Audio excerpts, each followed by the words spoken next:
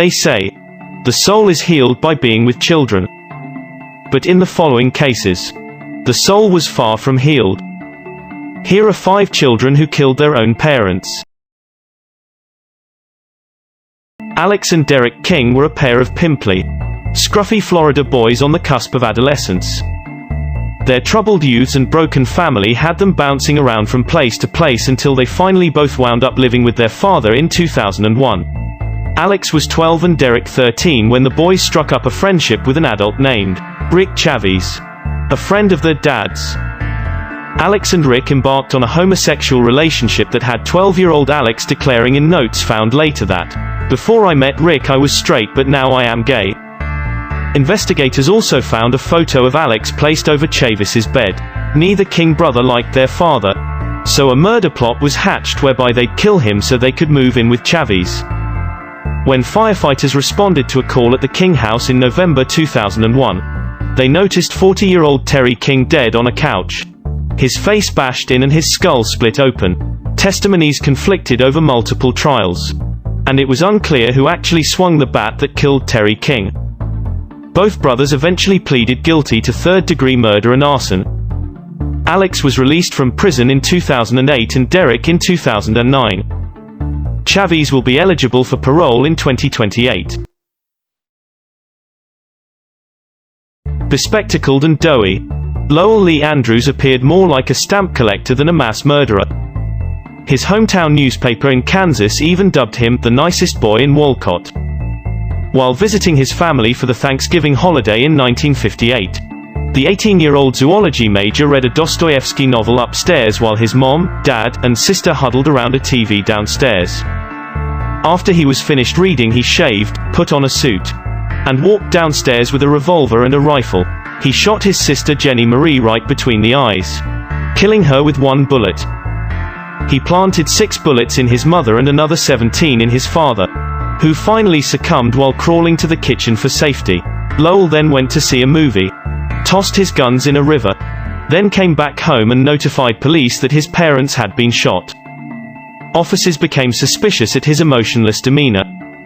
A family minister who was visiting the crime scene finally persuaded Lowell to confess.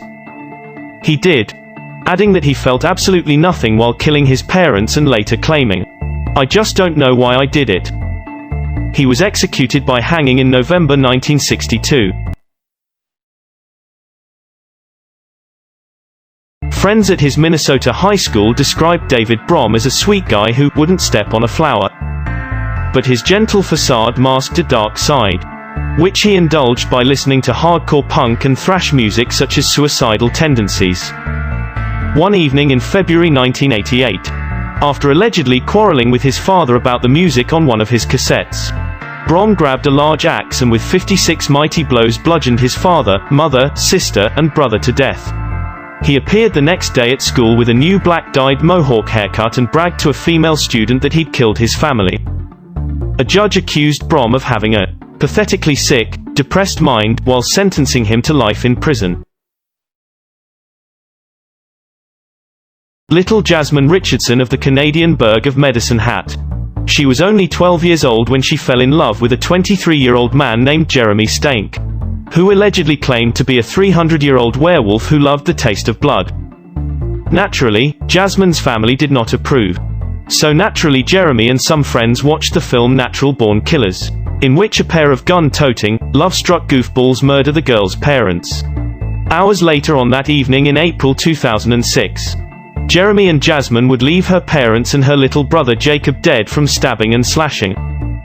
Her father had been so severely gutted, there was almost no blood left in his body when police found him.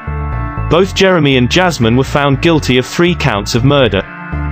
Jasmine is thought to be the youngest person ever convicted of murder in Canada. Due to her age at the time of the murders, she received a maximum 10-year sentence, of which she served only 4 years before her release. Jeremy will be in prison for the rest of his life, which, since he's a werewolf, could be forever. Giving one another wedgies is an odd, anally focused, and possibly homoerotic male bonding ritual performed among a select group of sadistic, douchey males. A regular wedgie involves pulling up your Dudebro friend's underwear so high that it causes him pain. An atomic wedgie, which is thought to be so difficult as to defy the laws of physics, involves pulling the underwear all the way up over the victim's head. In 2013, when Brad Lee Davis of McLeod got into a fight with his stepdad Denver St. Clair after the latter allegedly made snide comments about Davis's mom, Davis knocked him unconscious, gave him an atomic wedgie, and then took photos of his handiwork. But the underwear's waistband would prove fatal for St. Clair, as it choked him to death. "There's no way I ever thought that could have happened," gasped Davis. "I was panicked, mad, scared. Things got out of hand. Technically, things got out of ass, but I'm not one to quibble." Davis pleaded guilty to first-degree manslaughter in what is quite possibly the world's only recorded case of a fatal atomic wedgie.